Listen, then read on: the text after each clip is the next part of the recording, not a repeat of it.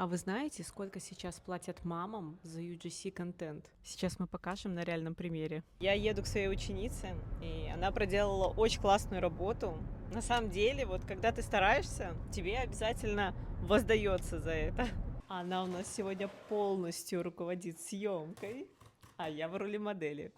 Посмотрим, как она подготовилась. Типа ты ее потрогала, потом сожмякала. Мне кажется, супер вообще. Мгм. Мне кажется, на лицо надо. Надо. Зачем вы меня брызгаете? Ну что, сколько мы времени потратили на съемку? Час? Ну да, час. Было ли сложно? Не, вообще нет. А сколько ты заработала? $120. А я, между прочим, как вы слышали, с маленьким ребенком. На самом деле, ребят, нам заплатили за этот проект очень мало. За такие работы обычно платят больше. Но, наверное, это тот случай, когда мы пошли на уступки бренду, потому что нам это видео тоже нужно было для портфолио.